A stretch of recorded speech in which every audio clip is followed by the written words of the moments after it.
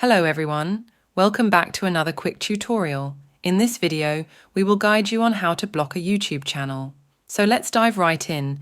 If you're not interested in a particular YouTube channel and don't want to see its videos on your YouTube homepage, you can choose to block it. Here are the steps.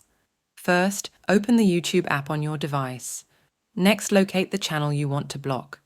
You can also use the search bar to find the YouTube channel. After finding the channel, open it.